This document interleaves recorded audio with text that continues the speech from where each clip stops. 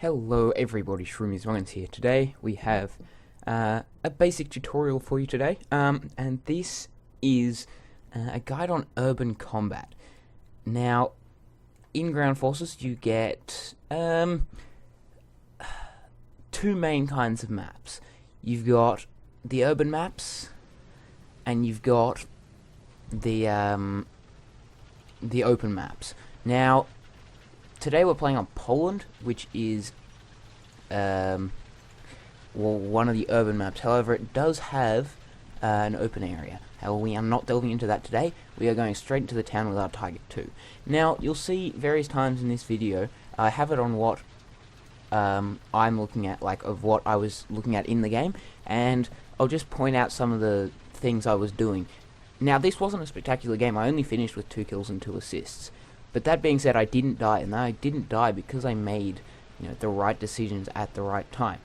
Now, with urban combat, especially with a heavy tank with good armor, such as the Tiger 2, it's always a good idea to not play too aggressively, because if you get outflanked, your heavy tank armor is not going to do anything if the enemy's shooting at your sides. So that's the first thing I'm going to do. I'm going to drop to this building here, which gives me a good vision, on the road. Now, this brings me to my second point, which is you got to know the part of them. You got to know your map. You got to know like what parts of the town have good buildings to side scrape off, and things like that. And this building is actually a good one because it gives you a view all the way down the road. So if anyone wants to come down the road, if there's a slight replay bug here, sorry about that. But I can basically see anything. Now, I just saw that shot go, so I've moved my aim over this way. However, there's no one there, and he's now dead. So, in a second, I'm just going to straighten up and head down. So, since it's now obvious that there's not going to be many people coming up this down this road, I've decided that, okay, I'm just going to fire off a shot, wait a little bit longer, and then I'm probably going to push up. Now, the reason I'm going to push up is because now that we've gone through the primary wave that they're sending to the A point, we can now launch a counter attack and take it for ourselves. So as this IS-2 moves up, I'm going to come back and move the tank around and head down the road. It's always good to have numbers when you're heading. You don't want to be a heavy tank just heading straight down, because once again you can get flanked, and it's not great when that happens. Now, I'm pushing up, and I'm just looking around, and I look down the road, randomly zoomed in there, and looking there, and oh, I see a target, and yep, there we go, there's an M6A1, and you saw that I was looking in this little slot here. It's always important to maintain awareness of where you are. I saw a T-25 there, so I'm going to pop out, but this guy's moving too far back, I'm not going to get a shot, so I let him reverse. It's another thing you should try to do, let him reverse, and since I saw he stopped reversing, I was able to start moving up. Now we're looking over here, and we saw a shot fired there. And I noticed that this Panther is actually at the moment repairing, I believe. So I look here, but then I notice that everyone else is looking that way, and Tiger 2 has fired a shot. Now that is one mistake that I made.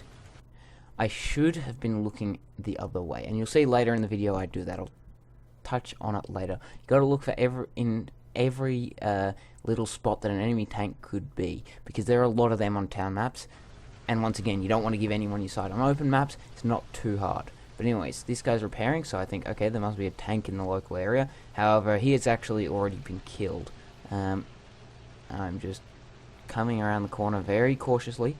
Keeping myself angled still as well, as you can see. Maybe a little bit too angled here, but as I was coming around the corner, I wanted to only show my front to the enemies, which meant I could angle it as far as I wanted. Now, we come around, and as you can see, the way I was looking, I was able to get a better view around this corner. That's one thing you can do.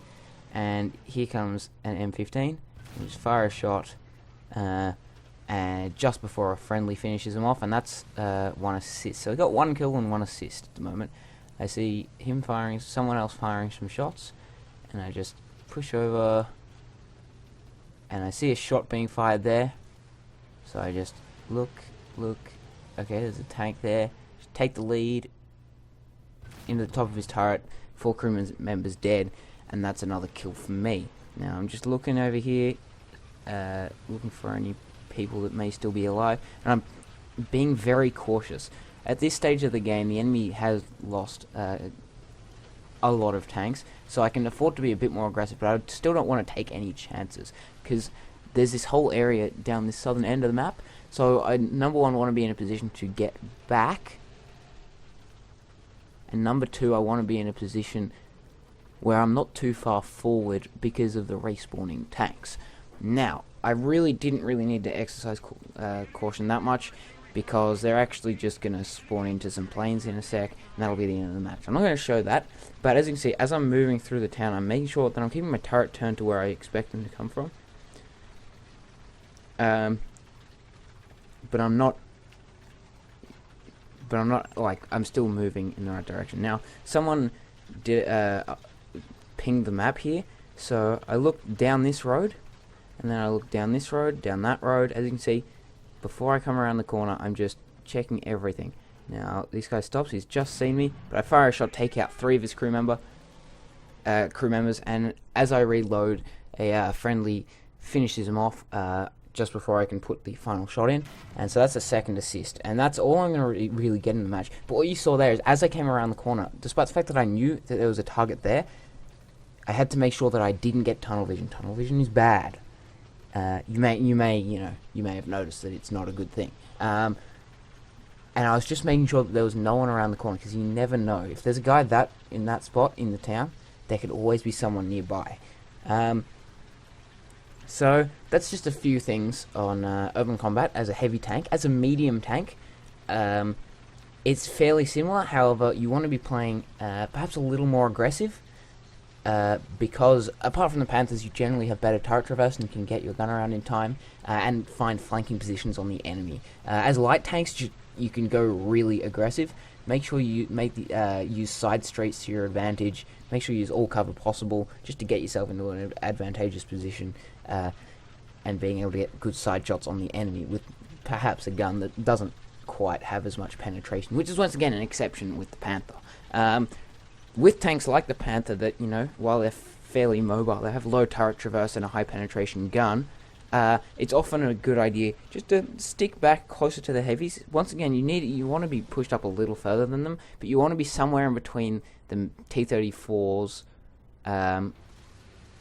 and all the heavy tanks. Because if in an urban environment like this, if you get flanked, well, you're going to be in a lot of trouble, but you want to be able to pick off those people that may have gotten through the T-34s and things such as that. Now, that's pretty much the end of what I do in this replay. I fire a couple of shells. I actually hit a B-25 with an 88mm shell, however it goes straight through and does not a lot. So there we go, guys. That is a short guide to urban combat in a heavy tank, with some information tagged along the end for slight modifications for medium tanks and light tanks. Tank destroyers, generally not such a great idea. The German one's not such a great idea on urban maps. However, Hellcats and the similar tank destroyers like the M10 or the M36, you play them like a light tank basically, or you can stay at the back and just use your gun to your advantage. With tanks such as the ISU-152 and tanks such as that, because you've got such a big gun, it's just a matter of firing first. But because you don't have a fixed turret, you're very susceptible to flanks, so you don't want to be too far pushed up. And that's the same thing with the German tank destroyers. So yeah, that's pretty much all we're going to be talking about today.